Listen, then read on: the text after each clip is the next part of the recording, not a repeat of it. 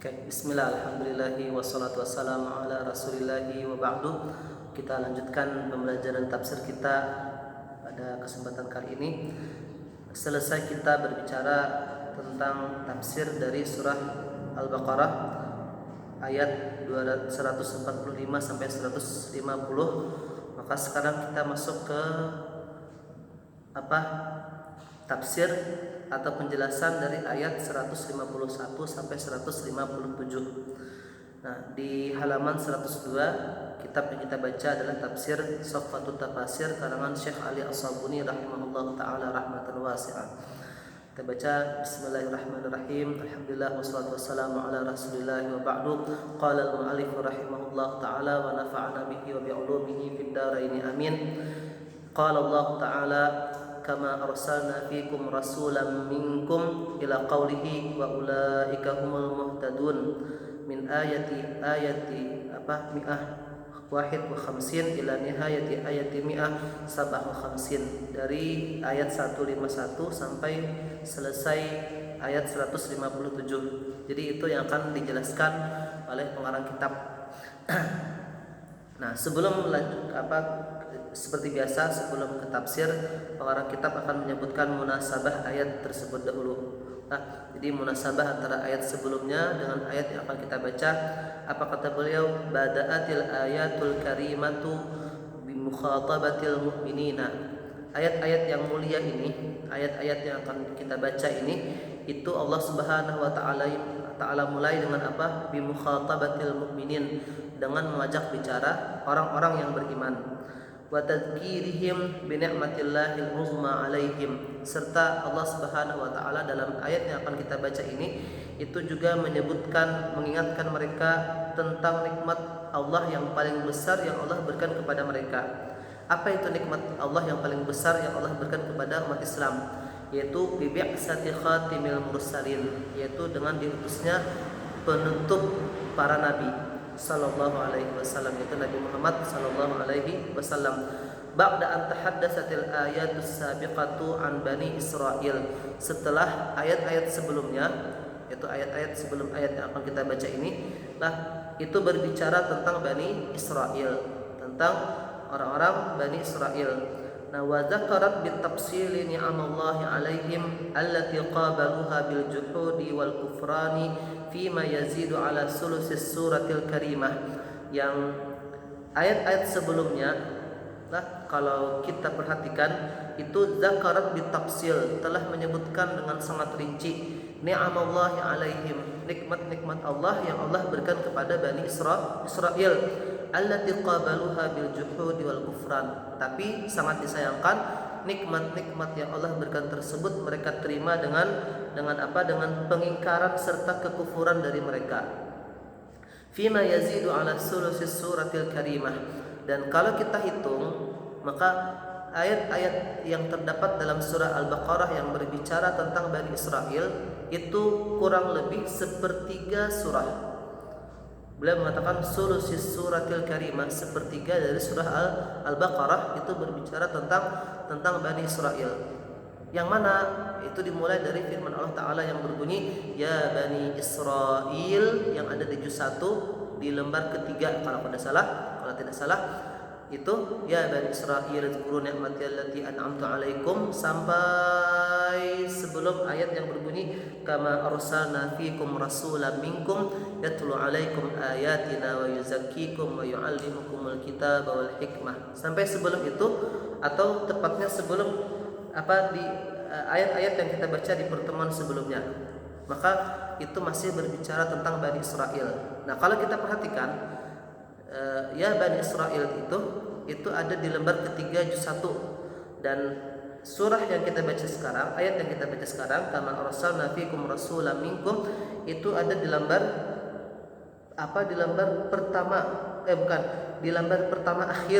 lembar pertama akhir juz 2.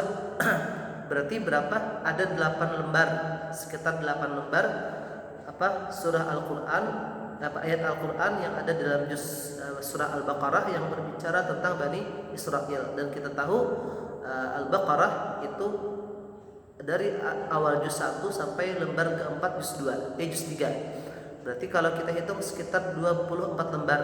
24 lembar, sepertiganya adalah 8 lembar. Nah, maka berarti pengarang kitab ketika mengatakan Allah Subhanahu wa taala berbicara tentang Bani Israel dalam surah Al-Baqarah itu sebanyak sepertiga surah Al-Baqarah. Nah, saking panjang lebarnya Allah berbicara tentang mereka, tentang nikmat yang Allah berikan kepada mereka. Namun sungguh disayangkan mereka terima semua kenikmatan itu dengan pengingkaran. Terus waqad addadal Qur'anul Karim jaraimahum.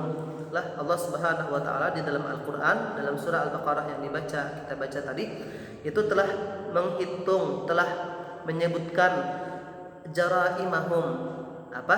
Kejahatan-kejahatan mereka. Supaya apa? Liya'tabira wa yatta'iza bihal mu'minun, agar orang-orang yang beriman bisa mengambil pelajaran dan mengambil nasihat dari semua kejadian itu, dari semua kelakuan mereka. Ketika mereka berbuat seperti ini, maka Allah timpakan siksaan seperti itu. Nah, maka jangan sampai kita mengikuti jejak langkah orang-orang Bani Israel dalam pengingkaran serta kekufuran mereka terhadap nikmat-nikmat Allah Subhanahu wa taala. Walamma intahal hadisu anil yahudi ba'da dzalikal bayanil wadih. Setelah selesai Allah berbicara pada ayat sebelumnya tentang Bani Israel, tentang orang-orang Yahudi dengan penjelasan yang sangat jelas tersebut, jaa daurut tadhkiri lil mu'minina bin ni'amil jalilati wa tasyri'atil hakimati allati biha sa'adatuhum fid dharaini. Maka tiba saatnya untuk apa? At-tadhkiru lil mu'minin, mengingatkan orang-orang yang beriman. Mengingatkan tentang apa?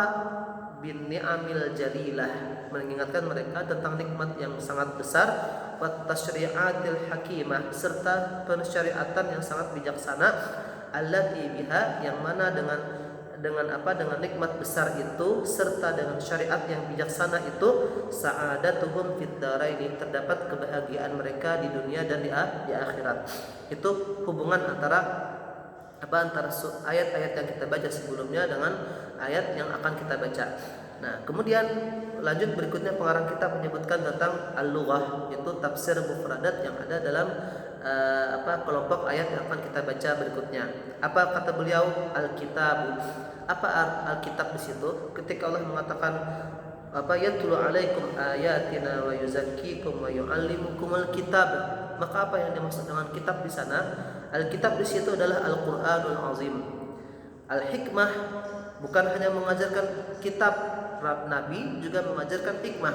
Apa yang dimaksud dengan hikmah? Hikmah di situ adalah as-sunnah an-nabawiyah. Kemudian kata fadhkuruni, apa itu fadhkuruni? Fadhkuruni itu diambil dari kalimat dzakara yadhkuru. Fadhkuru itu adalah fi'il amar nomor 3. Uzkura uzkuru. Fadhkuru berarti asal katanya dzakara. Nah, kalimat dzakara masdarnya adalah az-zikru. Nah, makanya pengarang kitab mengatakan fadhkuruni itu diambil dari kalimat az-zikr. Aslu zikri, asal dari kata zikr. Kata zikr itu artinya apa? Gerang. Pemakaiannya apa? Gerang. Nah, aslinya makna dari zikru itu adalah at-tanabbuh bil qalbi lil mazkur. Bergeraknya hati, teringatnya hati kepada seseorang yang diingat atau sesuatu yang diingat. Intinya yang namanya zikir itu ketika hati kita ingat dengan seseorang atau dengan sesuatu, itu zikir. Makanya yang namanya zikir berkaitan dengan hati. Nah, wasumya zikru bil lisani zikran, tetapi orang Arab itu bahasa Arab itu mengalami pergeseran makna. Yang namanya zikir dulunya hanya menggunakan hati, tetapi sekarang zikir juga bisa digunakan dengan lisan. Wasumya zikru bil lisani zikran, dan zikir menggunakan lisan itu juga dikatakan zikir. Kenapa? Li'annahu alamatun ala zikril qalbi, karena lisan yang menyebut, lisan yang mengingat itu menunjukkan hati yang ingat. Makanya orang mengatakan orang-orang yang sering menyebut nama sesuatu itu menunjukkan di hatinya ada orang itu atau benda itu. Kalau orang yang terbiasa menyebut budi, maka berarti di hatinya ada budi. Nah, konon katanya seperti itu. Wallahu a'lam bishawab. Kemudian Oh ya, makanya ada istilah man ahabba syai'an kasura dzikruhu. Kita cinta kepada Allah, maka tandanya apa? Tandanya kita sering zikir kepadanya. Kita cinta kepada Nabi Muhammad, kita sering bersalawat kepadanya. Makanya sebuah kebohongan ketika ada orang mengatakan cinta kepada Rasul namun langka bersalawat. Bohong kalau dia cinta kepada Allah padahal dia tak pernah zikir kepadanya. Itulah. Kemudian ada kalimat lanabluwannakum. Nah, kata lanabluwannakum itu terdiri dari beberapa kata. Yang menjadi fokus kita adalah kata nablu. Lanabluwan itu fokus kita adalah kata nablu. Bala yablu. Nablu itu fi'il mudhari nomor 14 dari kalimat bala yablu. Nah, lanabluwannakum berarti ada penambahan la dan nun taukid serta kum, damir kum. Lanabluwannakum, sungguh akan kami uji kalian. Nah, kata bala, aslu bala adalah mihnah. Kata bala itu maknanya adalah ujian. Jadi jangan diartikan bala itu selamanya adalah musibah. Tidak, yang namanya bala itu adalah ujian. Nah, ketika yang namanya bala itu adalah ujian, qad yakunu bil khairi aw bisyarri, maka boleh jadi ujian itu berupa sebuah kenikmatan dengan kebaikan ataupun sesuatu yang tidak nyaman, syarri lah, sesuatu yang tidak cocok dengan hati kita.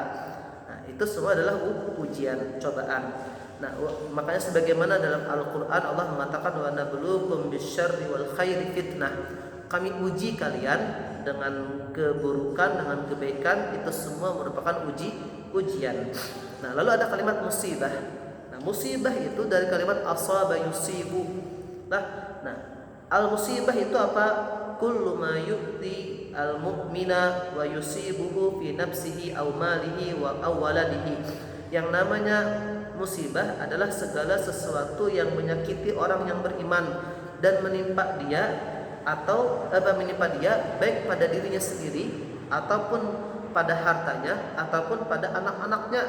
Nah, cek ketika harta kita kena maling atau kena rampok atau kena copet, maka sedikit banyak kita akan bersedih, akan terluka. Begitu pula kalau ada penyakit yang menimpa kita atau ada sesuatu kejadian yang menimpa anak-anak kita, keluarga kita, istri kita dan sebagainya, maka akan ada rasa sedih. Maka itu yang kita sebut dengan yang namanya musibah.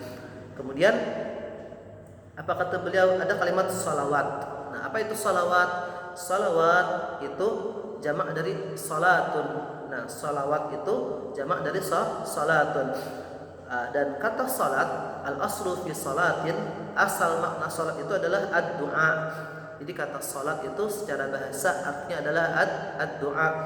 Dan ketika kata salat itu berasal dari Allah, diidabahkan, disandarkan kepada Allah, wahya minallahi bimakna rahmah, maka makna dari salat itu ketika dari Allah adalah rahmat.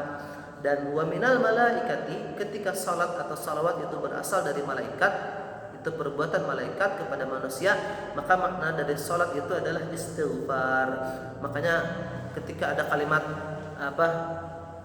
innallaha wa malaikatahu yusalluna 'alan nabi, berarti Allah bersalawat, begitu pula malaikat bersalawat. Bersalawat untuk siapa? Untuk Nabi Muhammad sallallahu alaihi wasallam.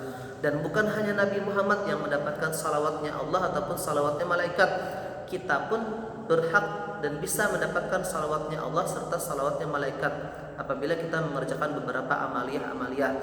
Di antaranya apa? Di antaranya ketika kita bersabar dalam musibah. Makanya Allah dalam ayat yang akan kita baca nanti mengatakan apa? Ulaikal ladzina sabaru wa ulaika humul, apa kata Allah? Apa ayatnya, mana ayatnya? Ulaika alaihim salawatun min rabbihim wa rahmah. Ulaika alaihim salawatun min rabbihim wa rahmah wa ulaika humul muhtadun. Itu siapa ulaika itu? Itu orang-orang yang sabar dalam musibah. Nah, selanjutnya ada tafsir. Ada ayatnya.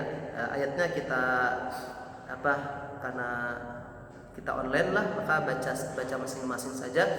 Bagi yang kada uzur, bagi yang uzur maka silahkan dengarkan teks atau radio atau MP3 atau apa. Kita langsung ke tafsirnya saja. At-tafsiru. lah Allah Subhanahu wa taala mengatakan kama arsalna fikum rasulam minkum. Maka kata kama arsalna fikum rasulam minkum itu kata beliau, kata pengarang kitab, al kalamu muta'alliqun bima sabaqa. Kalam atau ayat yang ada ini itu muta'alliq, berkaitan, masih berhubungan dengan ayat sebelumnya. Lah, apa ayat sebelumnya? Yaitu firman Allah Ta'ala yang berbunyi wali utimma ni'mati.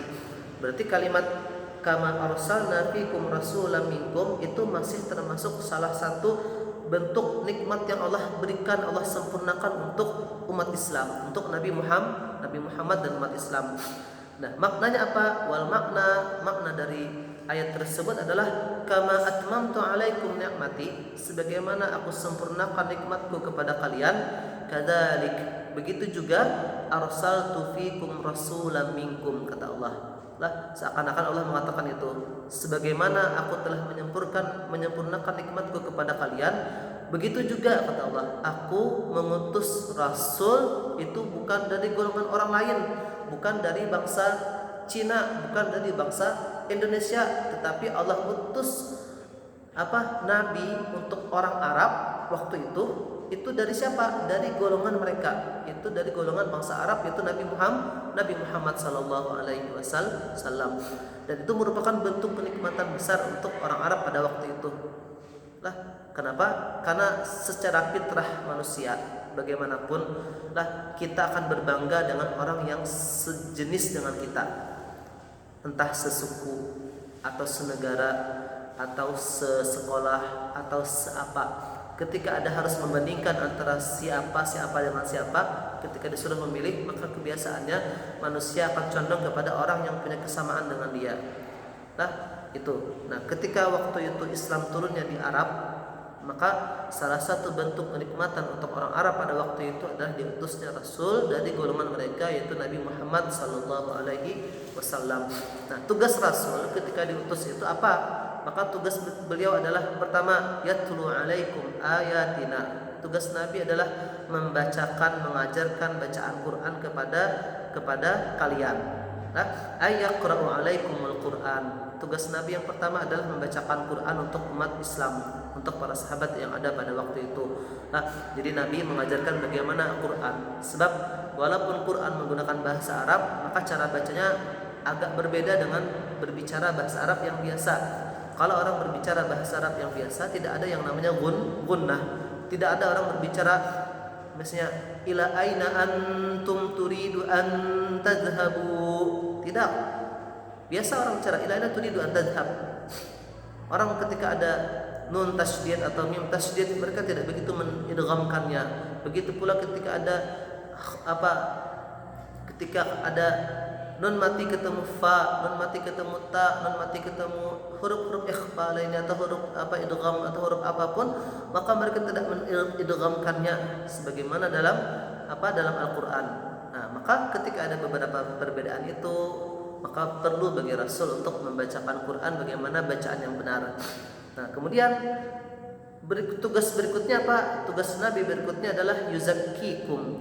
Tugas Nabi adalah menyucikan kalian, membersihkan kalian, ayyutahhirukum minasyirki wa qabihil fi'al. Tugas Nabi berikutnya adalah membersihkan kalian, menyucikan kalian dari kesyirikan serta perbuatan-perbuatan yang buruk. Kemudian tugas Nabi berikutnya apa? Yu'allimukumul kitab wal hikmah. Tugas Nabi adalah mengajarkan kepada kalian al-kitab wal hikmah, mengajarkan kepada kita isi Al-Quran serta sunnah-sunnah nabawiyah. Nah, Quran walaupun dia berbahasa Arab, isinya berbahasa Arab, tetapi beberapa hal yang ada di dalam Al-Quran itu perlu dijelaskan kepada para sahabat. Misalnya di Quran Nabi Allah Subhanahu wa taala hanya mengatakan aqimus shalah, maka bagaimana salat? Maka Nabi yang mengajarkan bagaimana salat. Di Quran Allah mengatakan wa atuz zakah, bagaimana zakat? Maka Nabi yang mengajarkan bagaimana zakat. Allah di Quran mengatakan walillahi 'alan nasi hajjul bait, maka bagaimana haji? Apa tata caranya? Apa syarat-syaratnya? Maka Nabi yang mengajarkan kepada para sahabat yang nanti akan disampaikan kepada umat setelahnya sampai kepada kita. Seperti itu. Nah, kemudian yu'allimukum ahkamal kitabil majid. tugas Nabi adalah mengajarkan hukum-hukum yang terkandung dalam Al-Quran yang mulia, wasunnatan nabawiyyatil mutahharah, serta juga tugas Nabi adalah mengajarkan sunnah-sunnah nabawiyah al-mutahharah yang disucikan. Nah, dulu orang-orang Arab tidak mengenal bagaimana aturan itu, aturan ini, maka Nabi ajarkan bagaimana adab-adabnya, bagaimana tata caranya, bagaimana syaratnya, bagaimana mawaneknya dan sebagainya. Itu tugas Nabi. Nah, kemudian berikutnya apa? Tugas Nabi adalah yu'allimukum ma lam takunu ta'lamun.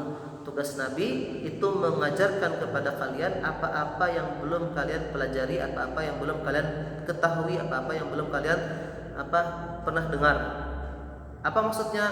Ayyu'allimukum min umuri dunya wa dini asy-syai'al katsir alladzi lam takunu ta'lamunah.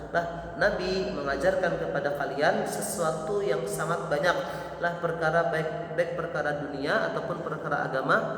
Banyak yang Nabi ajarkan alladzi lam takunu ta'lamunah, yang mana kalian belum mengetahuinya sebelum datangnya Nabi Muhammad, sebelum diutusnya Nabi Muhammad, kalian tidak tahu perkara-perkara tersebut. Maka Nabi yang mengajarkan kalian bagaimana hal-hal itu. Nah, kemudian Allah Subhanahu wa taala pindah tema. Apa kata Allah? Fadhkuruni, ingatlah kalian kepadaku. Apa balasannya? Adzkurukum, aku akan ingat kepada kalian. Apakah maksudnya Allah lupa kepada kita? Oh maaf, Allah tidak pernah lupa selamanya. Wa mallahu bighafilin amma taf'alun. Tidaklah, Allah tidak lupa. Apa maksudnya Allah lupa? Apa maksudnya kamu ingatlah kepada Allah, kepadaku, maka Allah akan ingat kepada kalian. Nah, apa kata mufasirnya? Ay uzkuruni bil ibadati wat ta'ati adzkurkum bis sawabi wal maghfirah. Nah, kata Allah, ingatlah kepadaku dengan cara beribadah dan berbuat taat kepadaku, maka balasannya apa? Aku akan ingat kalian dengan cara apa? Dengan cara memberikan pahala dan ampunan kepada kalian. Nah, makanya bukan berarti Allah itu lupa. Tidak, Allah tidak akan lupa selamanya. Allah itu la ta'khudhuhu sinatu wala naum. Kemudian berikutnya apa kata Allah? Washkuruli wala takfurun. Selain kalian dituntut untuk zikir kepada Allah, ingat kepada Allah, kalian sebagai umat manusia juga dituntut untuk bersyukur kepada Allah. Jangan lupa bersyukur. Ingat siapa yang memberi semua nikmat yang Allah berikan kepada kita. Jangan sampai kita kufur nikmat. Apa kata Allah? Wala takfurun. Ay ushkuru ni'mati 'alaikum wala takfuruha bil juhudi wal isyan. Syukurilah nikmatku kepada kalian dan janganlah kalian kufur terhadap nikmat tersebut dengan cara mengingkari dan serta berbuat maksiat. Jangan sampai nikmat-nikmat yang Allah berikan kepada kita gunakan dalam kemaksiatan. Punya tangannya dipakai untuk berbuat maksiat, punya kakinya dipakai untuk maksiat dan sebagainya. Maka jangan sampai kita termasuk orang-orang yang seperti itu. Nah, diriwayatkan anna Musa alaihi salam, bahwasanya Nabi Musa alaihi salam itu pernah berkata. Apa kata Nabi Musa? Ya Rabb, wahai Tuhanku, wahai Allah Subhanahu wa taala, kaifa ashkuruk? Bagaimana cara aku bersyukur kepadamu? Maka apa kata Allah? Qala lahu rabbuhu, Allah berkata kepada Nabi Musa, apa kata Allah? Tadhkuruni wala tansani. Cara kita manusia bersyukur kepada Allah adalah dengan apa? Tadhkuruni wala tansani. Kamu selalu ingat kepadaku dan tidak melupakan aku. Nah, itu cara kita bersyukur kepada Allah. Apa kata Sidin? Fa idza dzakartani faqad syakartani. Apabila kalian ingat kepadaku, maka kalian saat itu telah bersyukur kepadaku. Wa idza nasitani faqad kafartani. Dan apabila kamu tidak bersyukur atau kufur nikmat kepada Allah, maka apa yang terjadi? Faqad kafartani. Kalian telah kufur kepadaku, jalla Allah. Nah, titik. Summa nada tabaraka wa ta'ala ibadahul mu'minina bi lafzil iman. Kemudian ayat selanjutnya Allah Subhanahu wa taala memanggil orang-orang yang beriman dengan lafaz iman. Apa kata Allah? Ya ayyuhalladzina amanu. Nah, kenapa Allah Subhanahu wa taala panggil orang yang beriman dengan lafaz iman? Liyastanhidha himamuhum ila imtisalil awamiril ilahiyyati. Nah, Allah Subhanahu wa taala gunakan lafaz iman itu untuk apa? Untuk membangkitkan, supaya bangkit semangat mereka untuk mengerjakan perintah-perintah Allah Subhanahu wa taala. Apa maksudnya? Kita ketika kita misalnya punya kebanggaan sebagai orang beriman, atau contoh misalnya kalian yang nonton ini yang anak raka punya kebanggaan sebagai anak raka, anak pesantren di MA NIPI Raka. Maka kalau ada kepala sekolah atau siapa atau guru yang memanggilkan, "Hai anak MA NIPI," dan yang masih punya kebanggaan sebagai anak MA NIPI, ketika dipanggil dengan panggilan seperti itu, maka akan muncul semangat, akan muncul kepekaan untuk membela, untuk memperjuangkan MA NIPI supaya menjadi lebih baik. Maka seperti itu juga orang-orang yang masih punya iman, orang-orang yang bangga ketika mereka menjadi orang yang beriman. Ketika Allah panggil mereka dengan lafaz iman, apa kata Allah? Ya ayyuhalladzina amanu. Allah tidak memanggil seluruh manusia. Allah hanya memanggil orang yang mereka yang Allah cintai. Siapa yang Allah cintai? Orang-orang yang beriman. Kalau kita merasa kita adalah orang yang beriman dan kita dipanggil oleh Allah yang telah menciptakan kita, yang kita sembah Dia setiap hari, maka tentu akan ada kebanggaan dan akan semangat kita dalam mengerjakan apa yang nanti Allah perintahkan. Nah, seperti itu. Kemudian apa kata beliau? Wa huwa nida'us tsani, dan ini kata ya ayyuhalladzina amanu dalam ayat ini itu merupakan panggilan yang kedua. Fi hadhihi suratil karimah, di dalam surah yang mulia ini. Nah, ini ya ayyuhalladzina amanu yang kedua kata beliau. Mana yang pertama? Nah, maka ya ayyuhalladzina amanu yang pertama itu terdapat dalam firman Allah Ta'ala yang berbunyi ya ayyuhalladzina amanu la taqulu ra'ina wa qulu zurna wasma'u walil kafirina adzabun alim. Itu juz 1 itu. Di bawah wattaba'u ma tatlus syayatinu ala mulki Sulaiman wa ma kafara Sulaiman walakinna syayatina kafaru. Maka di bawahnya itu ada ya ayyuhalladzina amanu la taqulu ra'ina wa qulu zurna wasma'u walil kafirina adzabun alim. Terus apa kata Allah? Apa lagi tadi? Nah, apa kata Allah? Ya ayyuhalladzina amanu ista'inu bis sabri was salah. Wahai orang-orang yang beriman, jadikanlah salat dan sabar sebagai penolongmu.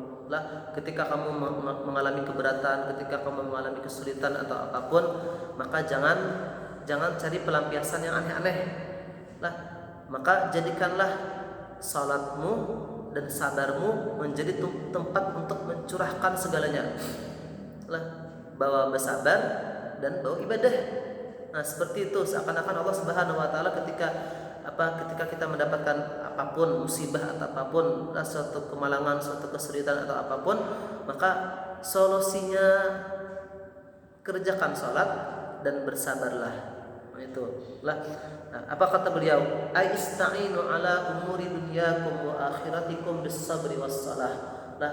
Jadikanlah sabar dan salat itu sebagai penolongmu dalam perkara dunia ataupun perkara akhirat. Fa bis sabri, maka dengan kesabaran tanaluna kulla fadilah, kamu akan menerima semua keutamaan. Wa bis salati, dan dengan mengerjakan salat tantahuna an kulli radilah, kamu akan berhenti dari mengerjakan segala perkara-perkara yang hina. Kemudian innallaha ma'as sabirin. Ketika Allah perintahkan kita untuk bersabar dan melaksanakan salat dalam setiap masalah kita, dalam mencari solusi dari masalah-masalah kita, Allah tegaskan innallaha ma'as sabirin. Sesungguhnya Allah bersama dengan orang-orang yang sabar. Kemudian Allah mengatakan ay ma'ahum bin nasri wal ma'unati wal hibzi wat ta'yid. Nah, apa maksudnya innallaha ma'as sabirin? Bukan Allah berada di sisi kita. Bukanlah, jangan sampai mengartikan Allah berada di sisi kita, Allah berada di higa kita, di samping kita, tidak. Tetapi maksud dari Allah bersama dengan orang-orang yang sabar adalah inna ay ma'ahum, bersama mereka, bukan Allahnya, tetapi yang membersamai mereka adalah pertolongannya, wal ma'una, serta bantuannya, wal hibzi wat ta'yid, serta penjagaan dan sokongannya.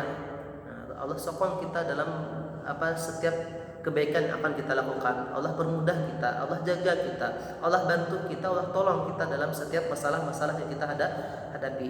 Nah, kemudian Allah katakan apa? Wala taqulu liman yuqtalu fi sabilillahi amwat.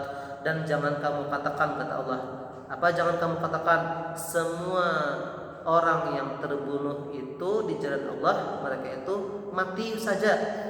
Lah, jangan kamu katakan, jangan kamu berkomentar bahwasanya siapapun yang terbunuh di jalan Allah, jihad fisabilillah, itu mereka mati, apalagi sampai mengatakan mereka mati sia-sia, mati konyol. Jangan. Lah, ai la taqulu lisyuhada, jangan kamu katakan terhadap orang-orang yang mati sebagai syuhada itu innahum amwat, bahwasanya mereka mati, dah mati wara, mati saja. Apa kata Allah? Bal ahyaun walakin la tashkurun. Orang-orang yang meninggal ketika berjuang, ketika berperang di jalan Allah itu, mereka itu hidup jalan Allah. Mereka itu hidup, walakin la tashkurun. Akan tetapi kita yang di dunia, kita yang berada di alam dunia ini tidak menyadari bagaimana hidupnya para syuhada ketika mereka telah meninggalkan dunia ini. Lah, ai bal hum ahya'un 'inda rabbihim. Bahkan mereka itu hidup di sisi Tuhan mereka. Ai yurzaqun, mereka itu diberikan rezeki oleh Allah di alam barzakh sana. La walakin la tashkuruna bidzalika, akan tetapi kalian tidak menyadari bagaimana hidupnya mereka. Kenapa? Li'annahum fi hayatin barzakhiyah, karena mereka berada di dalam alam barzakh. Asma min hadhil hayati, yang alam itu, alam barzakh itu lebih tinggi daripada alam kita dunia saat ini. Titik. Allah Subhanahu wa taala lalu mengatakan wala nabluwannakum bisyai'im minal khaufi wal ju'i wa naqsim minal amwali wal anfusi was samarat. Apa kata Allah? Sungguh akan kami uji kalian dengan sedikit rasa takut dan rasa lapar dan naqs, kekurangan apa? Kekurangan harta, jiwa dan buah-buahan. Nah, Allah Subhanahu wa taala tegaskan apa? Allah akan uji kita semua dengan salah satu ujian, pasti kita akan merasakan salah satunya atau bahkan ada yang merasakan semua. Lah, entah apa, dengan rasa takut atau dengan rasa lapar atau dengan kekurangan. Lah, kekurangan itu baik kekurangan harta atau kekurangan jiwa, lah gara-gara ada yang meninggal, ataupun kekurangan buah-buahan, makan makanan. Nah, kemudian ay wala nakhtabirannakum bisyai'in